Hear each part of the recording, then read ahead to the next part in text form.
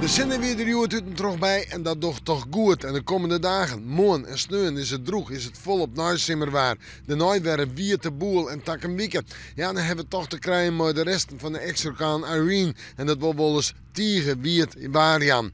Wel, eerst joen en vannacht. We hebben het op een heldere nacht. En dat betekent kans op mist. Maar ik lege temperaturen. Het wordt een koude nacht. Ja.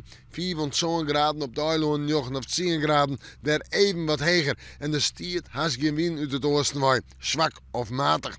En dan terug naar morgen. Morgen wordt een warme dag. Een dag met een temperatuur zomaar bij de 20 of 21 graden hinnen. Flink wat zinnen, ik wil eens even wat bewolking. En die temperatuur zou ik zomaar een graadje hoger uitpakken kunnen. En nog altijd net volle wind. En de wind die er stiert, die komt wat meer uit het zuidoosten waai. Oost, zuidoost, zuid-zuidoost. Zo'n speeltje is het wat. Morgen om 8 uur is het nog 19 of 20 graden. Een prachtige joen voor de barbecue. Maar dan het fruitsjoch. Sneeuwen nog warmer. Zo'n 24 graden. Zinnen een stroendag. En in de joentijd nog vol op warmte. En zeggen we dan naar het waar op snijden. Dan heb ik nog altijd nur een waartype mooi warmte. Zo'n 23 graden. Maar wel pittige ruin en tongerbuien. En manje, binnen de buien drikken, gaan we weer om naar de 21 graden. Hoe dat nou verder uitpakt, we met de morgen, maar weer even in het waarsje.